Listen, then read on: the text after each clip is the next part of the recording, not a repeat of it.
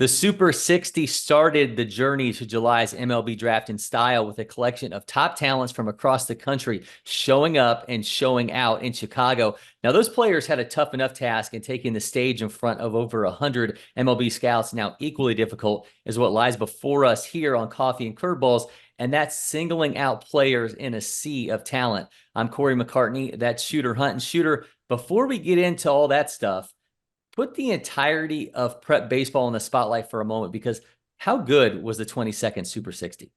I thought the depth was sensational from the position players, where this class is very unsettled throughout the board, from the top end guys right on through. We're still looking for things to settle down and be sure of this guy's going to go here, this guy's going to go there. It is not. So bringing in all these guys and getting a look was great to see just how good they are. Wow, there's a lot of depth in here. While it's not settled, there's certainly tons of quality, which means there's lots of value throughout the draft, which is why we had over 100 MLB scouts there.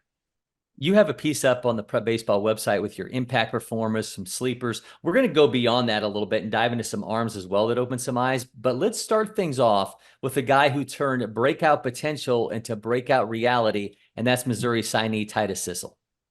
Yeah, Titus Sislé, who has had a huge summer. Diego Solares, a guy who helps us out, one of our scouts in Missouri and Illinois, has been buzzing about him for over a year now. Kind of less heralded in that Missouri mix, got more physical over the past year. He came with that tunnel vision, and look in his eye, he had something to prove. I think a lot of scouting departments going to love that, but what they'll love even more is the athleticism. It's some freaky stuff. We've talked about that before.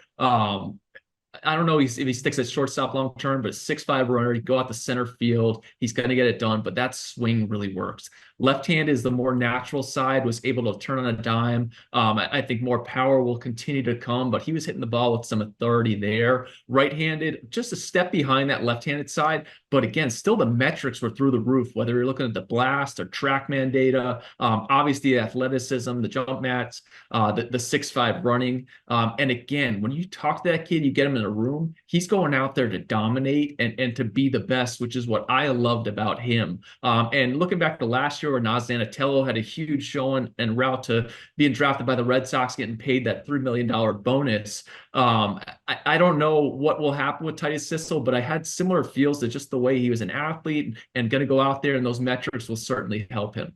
Yeah, no doubt Sislé created him some buzz, and I had a chance to catch up with him after his performance. You come into this situation trying to show everybody what you can do from both sides of the plate. Take me inside what we saw out there and what you think the scouts ultimately saw. Yeah, just not trying to do too much. Getting up there, staying true to myself, showing what I'm good at, bat to ball skills, and hopefully was what I was looking for. So. Take me through the swing from each side. Is there a difference between the left and the right? I don't think there's too much of a difference, just besides for the way I actually stand in the box. Approach is the same, contact's the same, power's the same, around the same for all of it. But yeah, just trying to get my A swing off on both sides on every pitch, and then doing damage. You were aware of this situation. You've obviously been in showcases before. Why was this one different? I think it's just the maturity level of all the players here. I think there's a little bit of a skill gap between some of the players, and normal showcases, I think here the level of competition just through the roof. And then just like summer ball, there's a bunch of scouts here just watching you, and you just do your thing. You're obviously setting the stage for a big year ahead for you. How do you approach that, and what's to come? Yeah, I just trust the process, trust the work that I put in this off season to show this spring, and hope for the best. Everybody makes little tweaks during the winter and little things that they hope show out. What do you hope that they saw that you were working on these last few months? I think the power aspect of my swing. I didn't get to show much last spring. I wasn't as big as I am now. I put on some weight, some strength, so just showing the power that I have, and hopefully it continues to grow towards the spring, but I think I'm turning in the right direction. Now, sticking with switch-hitting shortstops, Tyler Bell made waves at the All-American game back in September. The Kentucky recruit, who looked noticeably bigger than he did in Milwaukee, impressed yet again. And noticeably bigger, but still having plenty of room to add to that frame. So that projection is clearly still there. Hometown kid coming to this event, which he's been eyeing for a few years now, and he did what he had to do. Look good on the infield, the glove to hand, the swing, even more so the bat speed, just from the All-American game. those 4.5 months to the Super 60, his blast his blast metrics jumped up with regards to that bat speed. He had the top bat speed from each side of the plate was higher than everybody else at the event. So I can't say enough about him. He has assured confidence in the box. Even his takes when the pitcher, which was not many balls at all, but his takes were confidently done. A reassured confidence up there, while some guys were a little jumpy on that front foot. No, he's relaxed. He's out there to prove something. I think more power is in his future, and he's an absolute dude who's in that conversation with the Wyatt Sanfords of the world, Charlie Bates, Carter Johnsons. Yeah, I think calm is the opportune word to describe Tyler. And let's hear from him now on how he approached this opportunity. Tyler, you obviously, All-American game, you've built a profile for yourself. There were things that you worked on during the wintertime that you got to show scouts today. What was it? Main focus has been the right-handed swing, really trying to make them similar, both sides. I really liked where my left-handed swing was at, and now movements are getting close to the same, numbers are getting close to the same, and I'm excited for the spring. What were those particular movements in the swing that you really were drilling down on? Main focus was two-handed finish from the right side. That really allowed me to stay connected throughout my body and use the ground a lot better as well. This is obviously setting the stage for what could be, obviously senior year, but what could be a really defining year for you as a baseball player. How do you approach that in this winter? Taking it one day at a time, getting the work done you need to every single day, and just staying focused on the field, not what's happening outside of the field. So it's been really good. You obviously, have done so much in so many different prep baseball events. Super 60, you knew it was going to be a little bit different. You knew the level of scouts that were going to be here was going to be a little bit different. What was that reality like? It's really just keeping my focus inside the line. Obviously, there's a lot of people around here, and just staying focused, staying within yourself, and trusting that the work you put in is going to show. The mountain that is Kaelen Fountain, all 6'5", 226 pounds of him. I mean, it promises extreme metrics at the plate, and the LSU signee did exactly that, shooter, including an event high exit velo. There's 22 years of this, and I'm sitting next to Sean Duncan, our director and founder of Prep Baseball, who's talking about that was a historic couple rounds of BP. Now you're talking about Jared Kelenic and going way back with a lot of first rounders and big leaguers, 40 big leaguers from the event. The fact that Kaelen Fountain was mentioned in that same breath says a lot, and he's just doing what he's always done. The ball jumps off the bat with minimal effort, 108-mile-an-hour exit velocities. I think almost every swing was over triple digits, darn near it, but 108 is impressive. And he's obviously going to hit for that power. Solid on third base. I think the defense is what guys are going to be locked into, but ultimately, when you're breaking out the checkbook from an organization, you're hoping this guy's sliding into that 2, 3, 4 hole and hitting tons of bombs. Yeah, the stock just keeps on rising with Kaelen, and here he is talking about his Super 60. Kaelen, you have built yourself this reputation in all of these prep baseball events. You knew this one was going to be a little bit different with the amount of scouts that were going to be here. How did you prepare for this, and what did you ultimately feel like the performance was like? Just going into the off season, I just really want to nitpick those small little things. I feel like people focus on the big picture a little bit too much and lose the process and just focus on the results. So I kind of just nitpicked those small little things, the small little details. And overall, I think I performed well in the batting practice, hitting balls hard to both sides of the field, which showing that is really good. So I was happy. What were those changes that you specifically wanted to show these scouts over here today? Yeah, just using the ground better, just getting in my legs a little bit more. I think some of the feedback I've gotten is just I got stuck on my backside a little bit too much, and obviously I'm taller, so it's hard for me to feel my legs into the ground. So a lot of the stuff I did was just working on that, getting through the ball, gaining momentum towards the pitch, and just getting higher EVs and distance and more contacts. Did you have exit velo numbers that you were looking to hit, and did they come out in the video? At the All-American game, I know it was like 105, 106, so I just wanted to beat that. So it's kind of a good benchmark, and I topped it, so that was good. Got another 2 or 3 miles per hour, so that was good. Now, we've already mentioned some impressive infielders, so let's stay on that topic as Arkansas-bound Tyson Lewis, Tennessee signee Trey Snyder, and Oklahoma recruit Drew Dickerson all made some serious waves. Yeah, I think I've been the high guy in Tyson Lewis for a while now, and that's not going to stop. And I mean this in the best sense. His showing the Super 60, he can get even better than that. He was still 108 off the bat, ran a 6'4", unbelievable 60, looks solid at shortstop, but that hit power potential is through the roof. I think he's only going to get better. The hands were a little deeper in this setting, which didn't affect the outputs. I think it'll get a little smoother throughout the spring. He'll get back in the lab with that. He's got huge potential, top 40 pick for sure. Potential. Trey Snyder just brings it to the ballpark every day. You know what you're going to get. He's going to work gap to gap, minimal effort. The hands you can count on them. Sure-handed at shortstop. He was a 6'9" runner. Just everything is real steady. It's a high floor. Whereas Drew Dickerson's more of that high ceiling guy. What are we going to get here? Even his mishits throughout this day were over triple digits. So that's something that's going to really perplex some scouts because it's kind of inconsistent throughout his BP rounds, but it's an uber projectable frame. The athleticism's there, the right-handed bat, which even the mishits are going triple digits. So that trio was real solid there in Chicago. So expect to hear a lot about them this spring. I thought that the composure and confidence with Snyder, I just don't know that it can be stated enough. I was just really impressed with him. And here is my conversation with the Missouri product. You come into this with expectations. There's realities of how you perform. How kind of take me through those two things. Yeah, I really try to just focus on having fun and doing my best, playing as hard as I can. I know there's expectations, but I think if I just drown out the noise and just kind of focus, then it'll be all right. People can tell you what this environment's going to be like. They can say, yeah, there's going to be a lot of scouts there. There's going to be a lot of high-end players.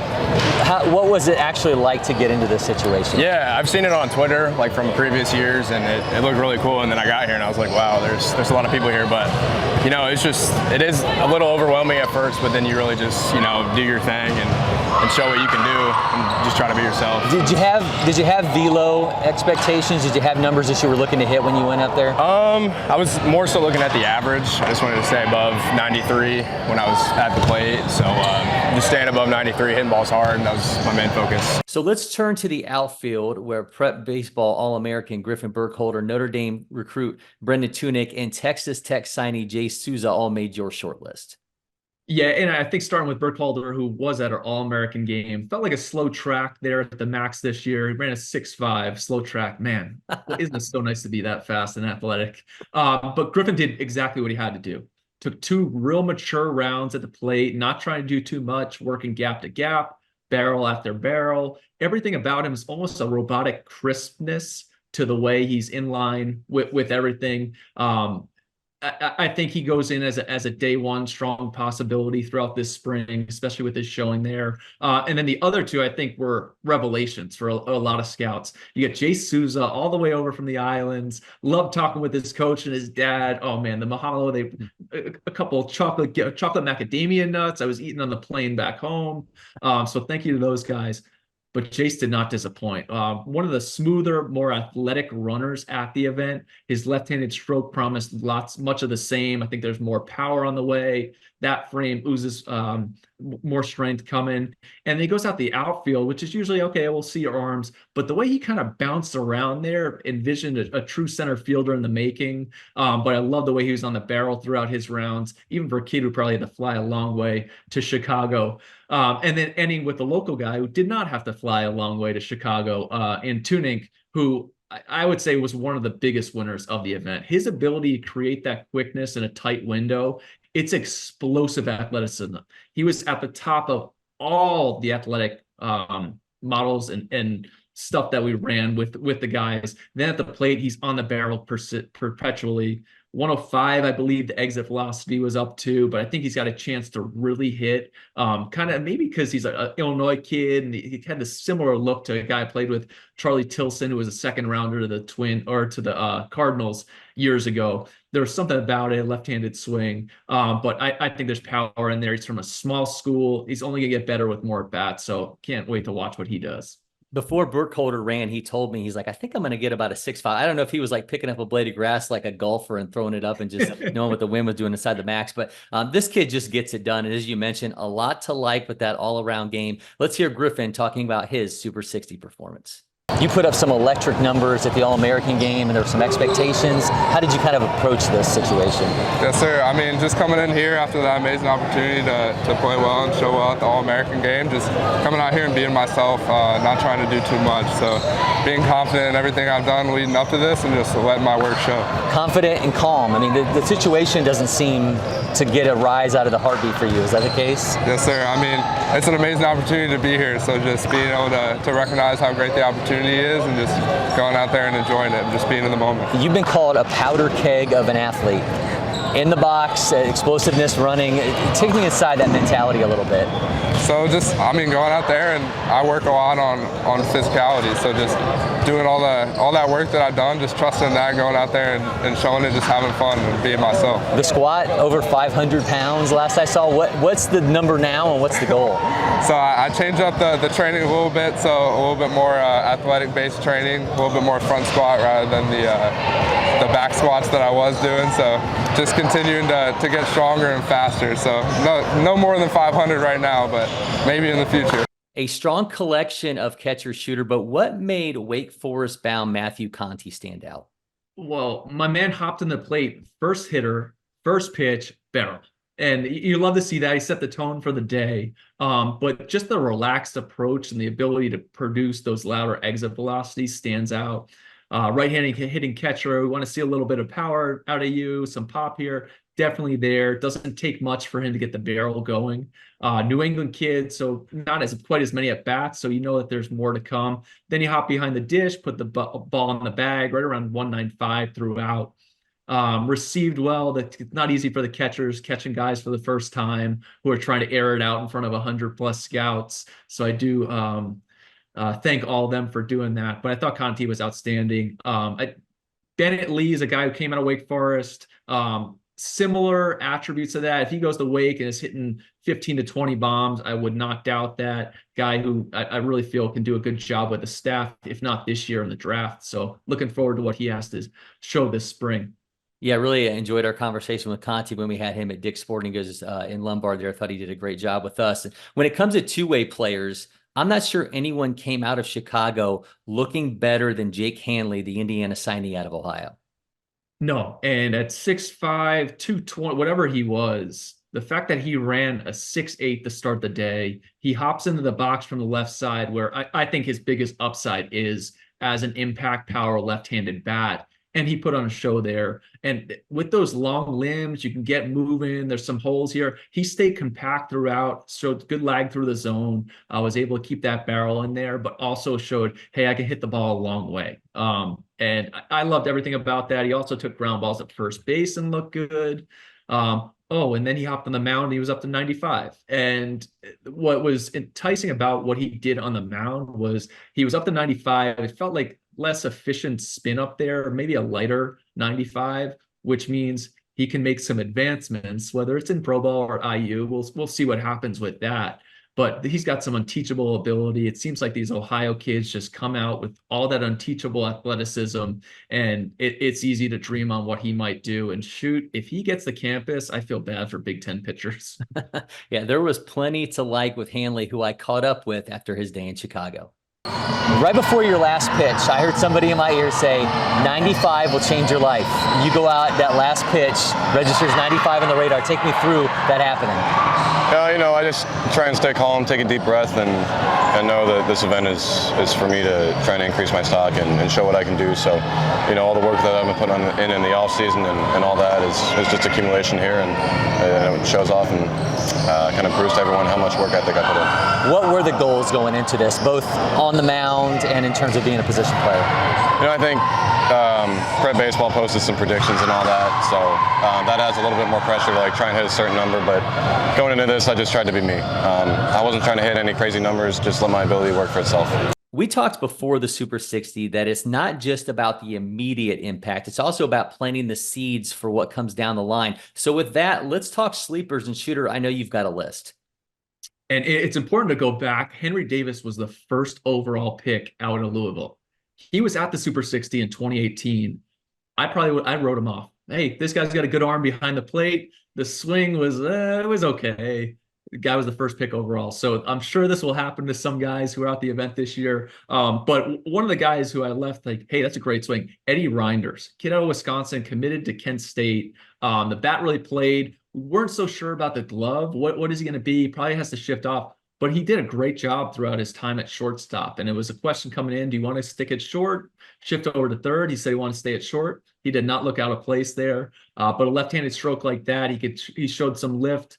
I think he's going to really hit in the long run. Yomar Carreras, kid out of Jersey. I'm biased towards those guys. Shortstop, switch hitter, hopped in from the right side, and man, I was electrified. Hey, this kid can really swing it. The right-handed swing ahead of the left-hander right now, but he was not scared. Showed great composure all weekend, some good moxie. The hands very confident and soft at shortstop, with the ability to get rid of the ball in a hurry from all angles. I think he ran about 6'9".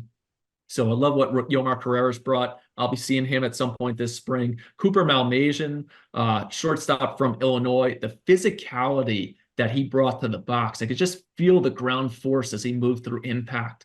Another IU commit. I'm telling you, this Indiana lineup can be serious next year. So those are some of the guys I really like there. Bino Waters out of Michigan, left-handed bat at first base, nearly broke our grip strength. He was through the roof with that. And then at the plate, I've loved him since the future games as an uncommitted kid. I think he's going to hit for some power, and obviously has that natural grip strength for sure. So let's turn our attention to the arms, where Chris Lavonis set atop the velo charts, tying the event record at 97.7. But personally, I'm rounding that thing up to 98. And Joey Broughton, was your spin king. They both had you talking, Shooter, along with Oklahoma State-bound Cash Mayfield, who registered one of Super 60's highest strike zone rates. Yeah, we don't round up at precious numbers here, but I appreciate you doing that. Always got to earn that 90, 100, 98. So guess what, Chris Lavonis? I'm coming to Jersey to watch you this spring to see if you can get it for real. I'll bring my own radar gun. Lavonis was electric, and Tegan Kuhn's a big name, or potential top 40 pick right now going into the summer or going into the spring. Lavonis was very similar, just the dynamic ability to get down the mound, ripping off bangers with everything. The guy steps on the mound with like 6 pitches, and usually you're rolling your eyes at 6 pitches, and then each one was more explosive than the next. Slider 2,800, that was a swing and miss offering. That's going to be a plus pitch. Breaking ball or curveball over 3,000 RPM, that has a chance to be plus. Ripped off some dangerous power changeups, which if he's able to command it, that has a chance to be plus. Obviously, the potential triple digits, we'll see how that May New Jersey weather is from him. But it was explosive down the mound, looked like Tin Lincecum getting all the way 7-8 feet down the mound. So he was explosive, and it was not easy when Cash Mayfield hopped on the mound right after him. Lavonis has just shut things down. Everybody's going nuts over what he's done. Cash Mayfield strolled to the mound like he was out there to prove something. He was a big name throughout the last 3 years in high school. Did not get the chance this summer, a little fatigued from his big spring. So I think he was on less national radars. He is no longer not on those national radars. 93 with the first pitch on the black to the glove side. He was 93, 94 pretty much throughout. 3 pitches for a strike. A stoic, polished starter profile the whole time. I can't say enough about what he did. He was the top guy for me that I enjoyed watching there. And then Joey Broughton, almost, after all these guys are throwing, hey, this lefty comes in 6'2", 6'3", 200 pounds, 3 pitches for a strike. I would have the breaking ball ahead of Mayfield's right now, but moves really well. 3 pitches, fastball up 94. I think we're around a 95. I think it was like 94.7 or 94.8. Let's just give him 95. But starter profile, I think he's got a huge chance to get drafted. He's going to get plenty of eyes on him. Teammates with Dante Nori, one of the top outfielders in the class. So there'll be scouts crawling in, cross-checkers, national guys. He really exploded at the Super 60, and it's going to be a big sprint for Joey Broughton. Should he get on campus, Lavonis has a chance to just add to that seemingly endless string of impact arms that they've had at Wake Forest. And I talked to him right after he hopped onto the mound in Chicago. Tell me about the game plan going into this and what you ultimately saw out of yourself. So going into it, I've always been a guy that likes to warm up a lot before I throw and just get as hot as physically possible.